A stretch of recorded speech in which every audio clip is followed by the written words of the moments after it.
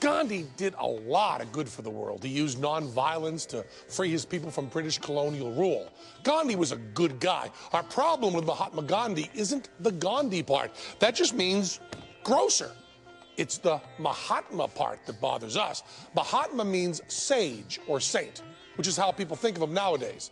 We're fine with sage. He was a very wise man, and sage is terrific, rubbed on turkey. But saint?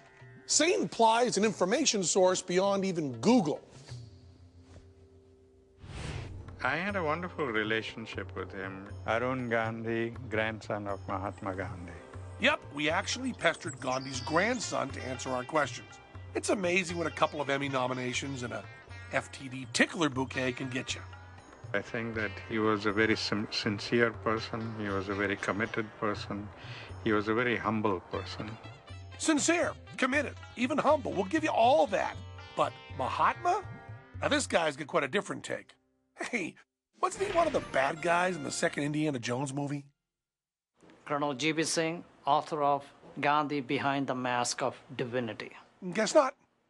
Behind this image of Gandhi that we came to accept, there's a lot more going on. G.B. Singh has been studying Gandhi for 21 years. A former follower in his younger days, Singh went his own way after uncovering some kinda un-Mahatma facts about the bald and bespectacled one. Singh focuses on Gandhi's early years in South Africa, where he wore this really bitchin' do and fought against discrimination. Well, discrimination against Indians, not the native Africans. Gandhi's politics in South Africa was driven by race, particularly a racial hatred of black people, calling them kafirs, which is niggers, uncivilized, uneducated, animals.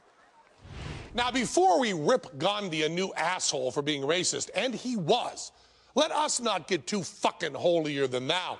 While Gandhi was bad-mouthing the African blacks, our U.S. Supreme Court was backing segregation, and the KKK were the heroes in the hit movie Birth of a Nation.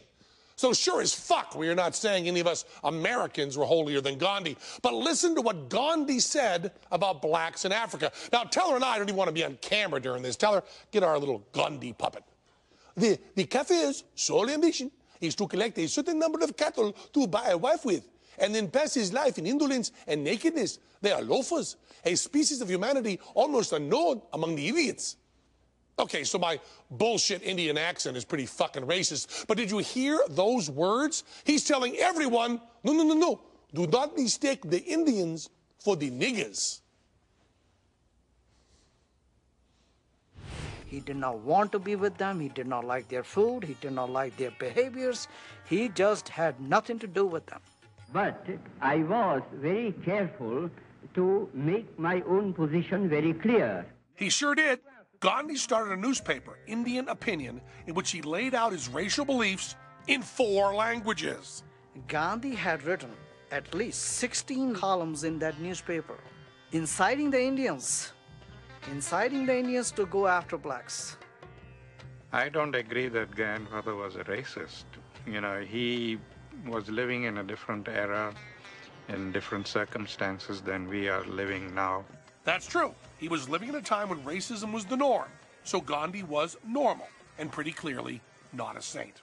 If you happen to go to volume 8 and 9 of collected works of Mahatma Gandhi, you can read Gandhi's own writings about those racial hatred of black people. Gandhi never claimed to be a saint.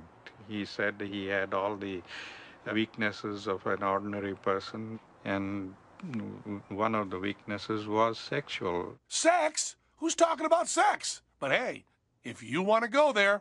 Gandhi is sleeping naked with young girls. Wait a minute. He's sleeping naked with the girls, and the girls are naked too? He's sleeping naked with the girls, and the girls are naked too. Cool. Grandfather did indulge in this experiment to find out whether he had been able to conquer his sexual, weaknesses. What he's doing is preserving his semen. And according to the yoga doctrine, that gives him a spiritual power. Sure, in one nasty-ass case of blue balls. But hold on. There's more shit on Gandhi. Literally. Sources say Gandhi was concerned about internal cleanliness and routinely received enemas and also performed enemas on young girls. No, that's wrong. He never performed young enemas on young girls. Well, at least it wasn't standard operating procedure. Giving enemas became a standard operating procedure for him. Oh. The Holy Father will ask them, the sisters, did you have a good bowel movement? And of course, if sisters didn't have the good bowel movement, the Holy Father would be ready there to put it in the back and let them have the enema. So early in the morning, the shit is all over. Yep, Gandhi was a giver. I believe in constructive criticism, but raking up this kind of negativity there, it doesn't really make much sense to me. Man, we're lucky he's into that nonviolence thing.